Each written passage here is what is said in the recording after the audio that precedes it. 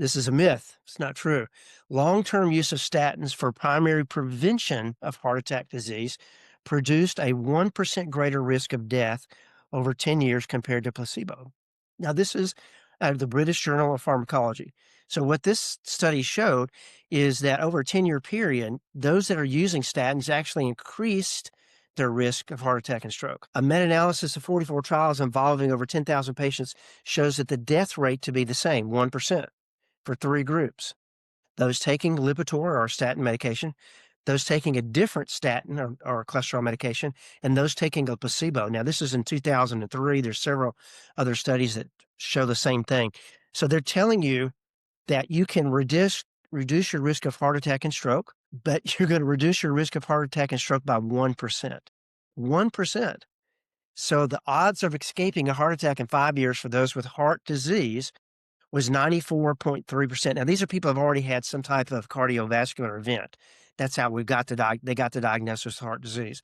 They've had some type of laboratory testing, and they've had some type of event that their physician had put the diagnosis on them. So, but the odds of escaping heart attack for those with heart disease was 94.3%, taking nothing, and it improved to a whopping 95.4% when taking a statin drug, a whopping 1%.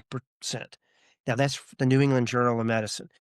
So people may say, well, if I'm the 1%, if it reduces it, then maybe it's worth it. Well, I don't know, because you need to realize that these medications have so many side effects. In fact, over the last 34 years working with my patients, it's very common that the majority of them, when they start working with me, they tell me that they, they're having side effects from their statin medications. They can't take them.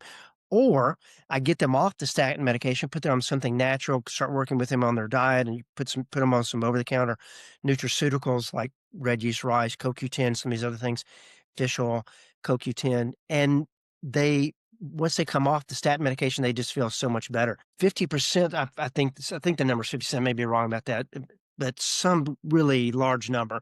About half the people who try to take a statin medication have to come off of it within 3 months because of muscle pain and weakness. So they started getting muscle spasms and weakness, or you start getting nerve pain. That's a very common condition. So the first year someone taking a statin medication, a cholesterol medication, 13% of them will develop peripheral neuropathy or polyneuropathy, which is a neurological weakness. You can get tingling in the hands and feet. You can get weakness in the arms and hands, in your extremities.